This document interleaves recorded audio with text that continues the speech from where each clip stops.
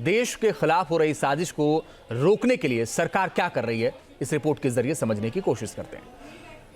So that is a suspected bomb on board, requesting priority landing some. Roger, changing course to 7700, Air India 129. That we have a bomb threat and Air India 129 is requesting descent as well, sir.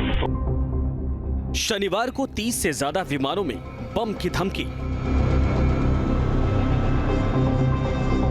रविवार को 25 से ज्यादा विमान हुए धमकी के शिकार।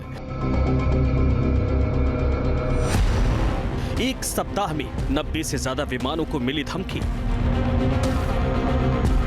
देश को धमकियों की वजह से 200 करोड़ का नुकसान।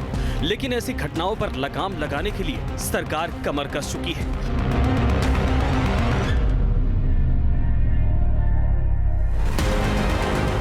फर्जी धमकी देने वाले देश के दुश्मन जल्द होंगे बेनकाब।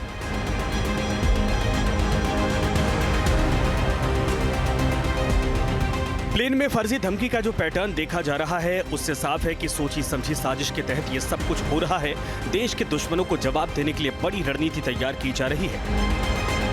पूरे मुद्दे पर गृह मंत्रालय की बैठक हुई। गृह सचिव ने CISF के DG और BCAS के DG से थ्रेट कॉल पर जानकारी ली। इस मामले में DGCA के डायरेक्टर जनरल को हटा दिया गया है। सूत्रों के अनुसार अभी तक जो जांच में सामने आया है, उसके मुताबिक यूरोप और अमेरिका के बदले हुए VPN के जरिए धमकी भरे ईमेल भेजे गए। एजेंसियों को इस बात का शक है कि भारत के दुश्मन झूठी अफवाह फैलाकर एयरलाइन सेक्टर को नुकसान पहुंचाना चाहते हैं। भारत की छवि को खराब करने की सोची समझी ये साजिश हो रही है।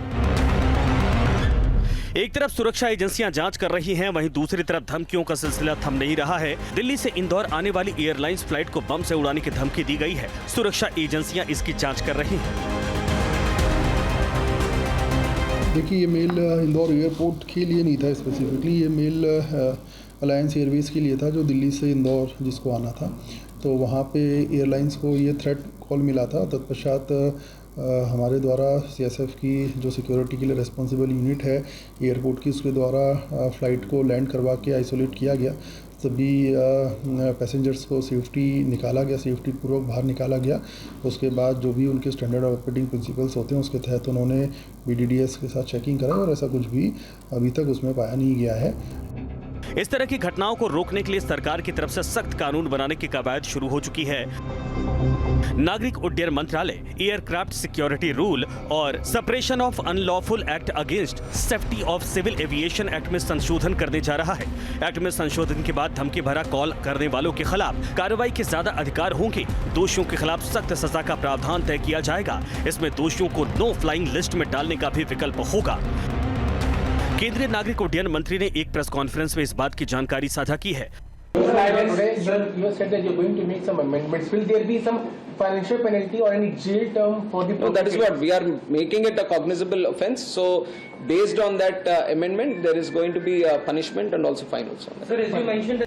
वैसे केंद्रीय नागरिक उड्डयन मंत्री का मानना है कि दोषियों के खिलाफ उम्र कैद तक की सजा का प्रावधान होना चाहिए।